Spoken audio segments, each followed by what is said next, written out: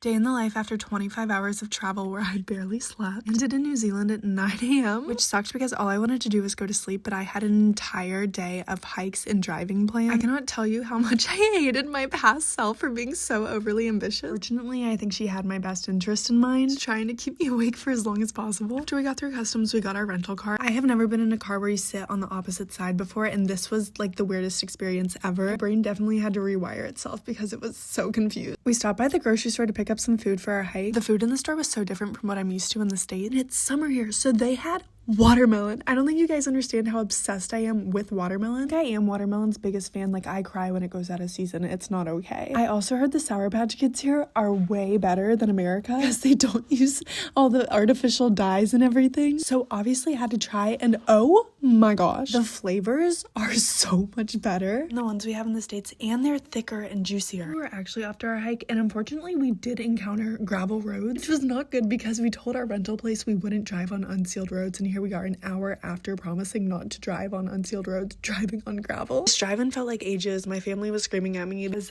I had planned the hike, so I was supposed to know where we were going, and I had no idea where we were going. Luckily we made it. Everything ended up being fine, except for the fact that we found out the hike was 2,400 stairs up. New Zealand really said, yes, you are getting that booty pump while you are here. They really said, here is a stair stepper alternative. As someone who never does the stair stepper, this was absolutely brutal, especially following a 15-hour flight where you are jet lagged and just want to go to sleep. But the views made it worth it. How many steps we actually ended up doing because it was gonna rain, so we did turn around and go back. But those stairs were no joke. At this point, our tummies were requesting food. Made a couple of wraps. Well, apparently the ducks' tummies were also requesting food because they were full on side-eyeing us. Brendan seriously thought he was gonna get attacked or something by this duck. Full on death stare. I don't know if it was the lunch or the jet lag, but on our way back to our Airbnb, I got so tired. I was struggling to keep my eyes open, and I was like, you know what? It's 4 p.m. I'm just gonna take a little nap. Famous last words. I was down and out until